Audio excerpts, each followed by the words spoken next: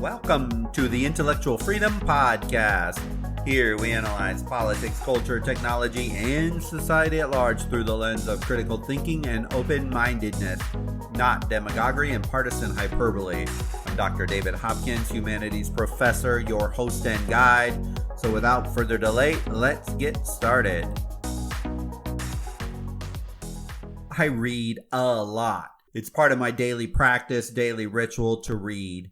I stumbled on this blog, this story, really randomly, and I bookmarked it, and I have returned to it just the other day, and I can't remember where or how I actually found the story, but I feel compelled to come back to it today and invest a podcast on the story. It probably resonated even more for me as a college instructor, and being around the writing process and articulating words in writing and how hard that can be. And for many students, it's one of the hardest creative processes out there, except for maybe some math classes or advanced science courses students take. Students fear writing many times.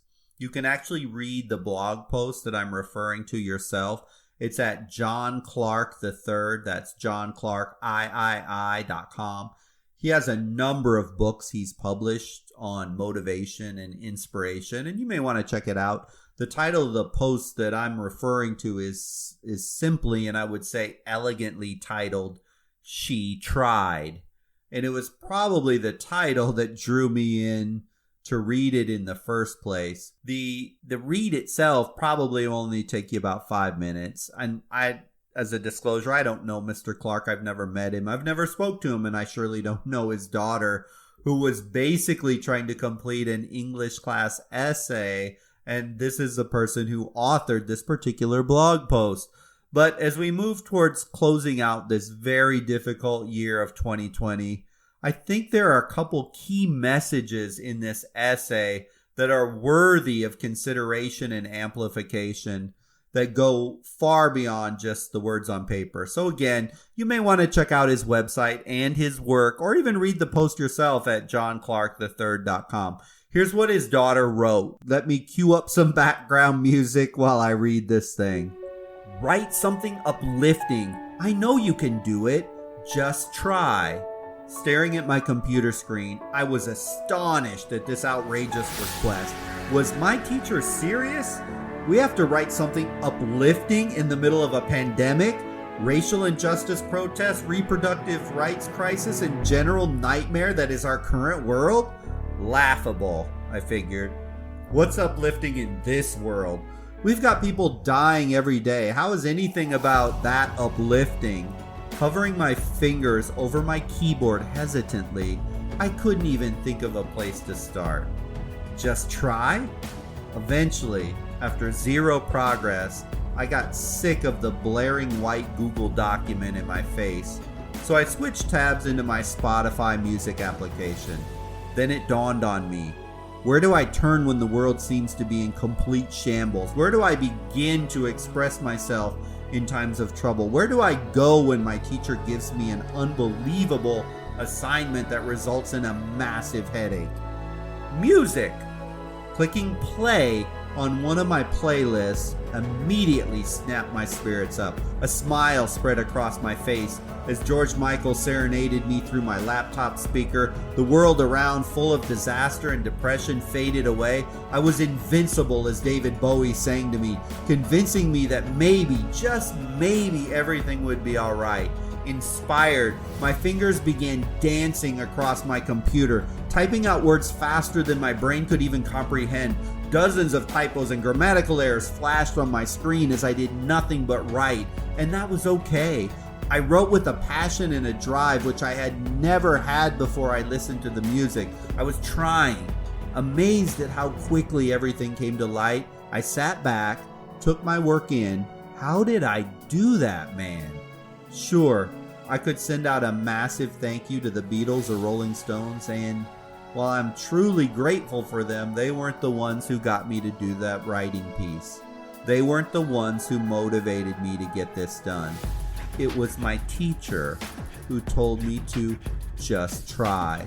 It's people like this people like my teacher, people who push us forward to do what we don't want to do, who make this world a little bit more bearable. Those people who can guide you to the light at the end of the tunnel.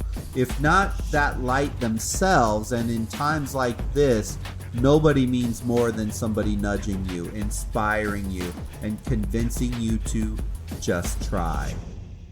Isn't that great?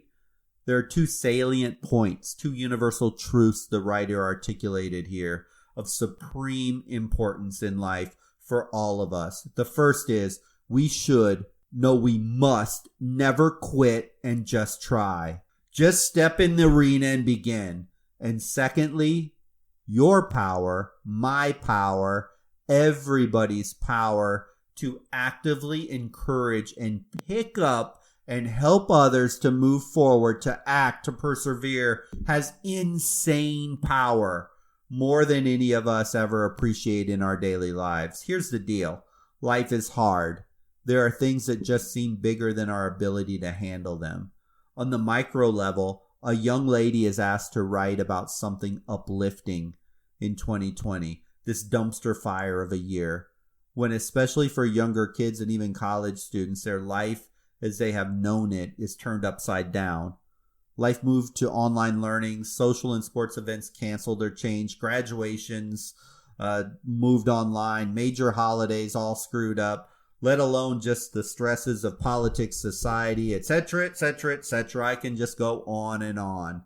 Yet, the problem must be addressed. Look, she could have just blown off the assignment. She could have just came up with some excuse not to do the assignment at all. Or she could have just taken an easy way out and faked and made up some assignment, what she thought the teacher might want to hear to get a grade. But she didn't. She earnestly took up the task at hand. She went at it. What she did is pretty much what most successful people do in life. They just take a step into action, not even knowing where the end result might be. Leonardo da Vinci said this, "I have been impressed with the urgency of doing. Knowing is not enough. We must apply. Being willing is not enough. We must do." Thomas Jefferson, "Do you want to know who you are? Don't ask. Act. Action will delineate and define you." And Vincent van Gogh said, "What would life be if we had no courage to attempt anything?"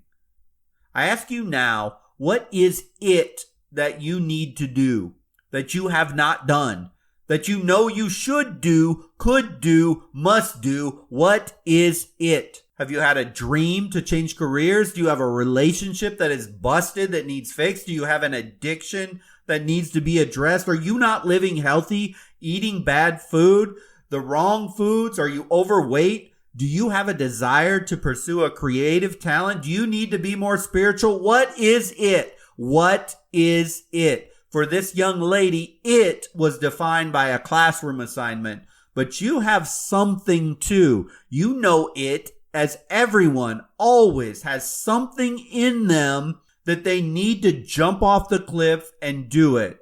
If you say, "Oh, no, not me. All is good. All's great in my life," then if you truly believe that, honestly, then let me give you an it. You need to get alone. You need to sit and think and determine a next level goal, a new hobby, a new pursuit, a new self-improvement plan, a new diet, a new exercise routine, reconnecting with friends, family better, or whatever. If you don't know what it is, as you're listening to my voice right now, it's time to get alone, get a quiet place at home, go to a coffee shop or whatever, put on music like the young lady in that essay and figure it out. That is your new it. Figure it out if you think if your life is perfect and grand, because there's always something every one of us can do to improve ourselves. Yet, our young lady in this essay admittedly struggled. Nothing was coming to her. It was pure frustration. Look, here's the fork in the road on every little minor or major decision we ever make in life. There is doubt and uncertainty And either we make the choice to surrender and quit, or we make the choice to keep trying, keep pushing, and move forward. There's no other options. People justify why they didn't do X, Y, or Z all the time. It is a human nature that woulda, coulda, shoulda, only if excuses. Maybe the greatest and most philosophical ad campaign in the history of ad campaigns was Nike's Just Do It. There comes a point where all of us just need to shut the mind off, get up, and do it. It may not work great. You may actually fail again, and again. But you keep pushing. You keep trying. See, the heroism is in the effort and the energy. It is not in the outcome. The true expression of humans is, despite flaws, despite imperfections, we just keep moving forward. So our young student did this. In her case, she put on some music, and then the inspiration hit, and she produced her work, her creative work, without holding back, as her fingers, quote, danced across the keyboard. By the way, what a great visual. If I were grading this essay, I love that little visual right there. Actually, let me just read you one of the most profound paragraphs of the entire blog. Quote, inspired, my fingers began dancing across my computer, typing out words faster than my brain could even comprehend. Dozens of typos and grammatical errors flashed on my screen as I did nothing but write, and that was okay. I wrote with a passion and a drive which I had never had before I started listening to music. I was trying, amazed at how quickly everything came to light. I sat back and took in my work. How did I do that? End quote. See, you can do so much more than you think you can. All of us have more in us if only we'll just break through the comfort zones, those self-imposed limitations, those demons, those ghosts, those excuses that we lay in front of ourselves. I don't care if you're 8 or 80. There is more. There's always more. Notice what she did. She was typing. She was feeling it. She had that mojo going on as she's writing, and she sees all these errors flashing in front of her on her screen. But even through the errors and the obstacles, she didn't stop. She just kept pushing forward and forward and forward. And you can do the same thing. But if you don't push, you don't try, you will never know how far you can go. And then finally, at the end, our young student gives credit to her teacher for telling her to just try. Two simple words, really. The adverb just and the verb try. A powerful combination when you put them together. Just meaning to only or simply, and try, meaning just to make an effort or an attempt. Just try. Just try. Not get it done now. If you don't do this, you will fail. Not it better be good or else, but simply go at it. Just simply make the effort. It's not going to be perfect. It never will be perfect. You just have to try. Words are so insanely powerful. The encouragement motivated this young lady to produce an essay and complete the task. Sure, it's just one task in her life and one assignment. 20 years from now, she may not even remember it, but she did it despite the apprehension, despite having no idea what to write about. She could have quit. She could have just blown it off and done the minimum. She could have just taken the easy way out and slapped some fake thing on a piece of paper, but she didn't. And we build our character from our habits. And she's building strong habits, which will build strong character. The words that did it were just try. So I ask you, are you an encourager? Do you encourage your kids, your grandkids, but more importantly, just beyond your family, which is an obvious one? Are you a gossiper or a naysayer? Do you spend time tearing people down on social media? Or do you do what this particular teacher of this young lady did and gave space, gave room, gave encouragement, for all the students to push into new realms. You know, it's interesting in that essay, she never said exactly what she ended up writing about, because that isn't even the point of that particular work. You don't have to be a teacher to be a powerful influencer on others. Having been a foster parent and having many kids in our home, some of them had never heard a positive word of encouragement in their life. And when you just simply say to them, you could do it because you're smart, or wow, that picture that you drew is so good, I bet the next time you can even make a better one, their eyes just light up. Some people never hear a word of encouragement. What they hear is nothing but a negative drumbeat by society. I want to read her last paragraph one more time to let it sink in. Quote, "It's people like this, people like my teacher, people who push us forward to do what we don't want to do, who make this world a little bit more bearable. Those people who can guide you to the light at the end of the tunnel, if not by that light themselves. And in times like this, nobody means more than somebody nudging you, inspiring you, and convincing you to just try." End quote. There's simply far too much name calling, degrading, mocking, deriding, attacking in society today. But you know what? You don't have to participate in any of that. I don't have to participate in that.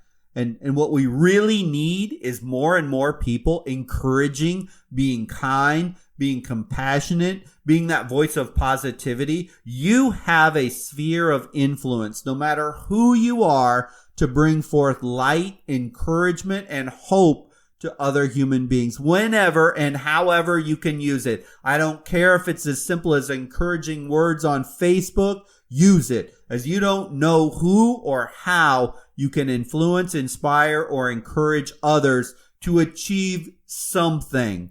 Imagine if the prevailing voice in society becomes people pushing each other to be their best self in all they do, and that gossipy, deriding, blaming, name-calling is gone. So here's the multifaceted challenge from this podcast, from that essay. Part 1, what is it you need to lean into and get done this coming year? What is it?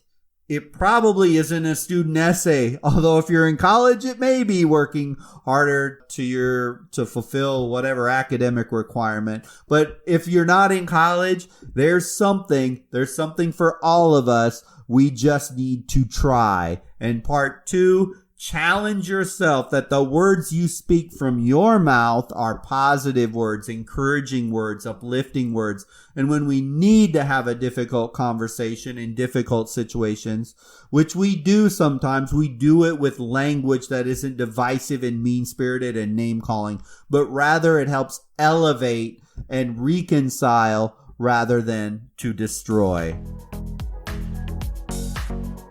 Thank you for listening to the podcast today. I hope you found value. Such a simple yet powerful message from the website johnclark3.com and his daughter's English class essay. Remember, I generally publish new episodes every Monday and Wednesday, so if you click like or follow, you will be alerted when new episodes come available. Until the next episode, I hope you have a wonderful week.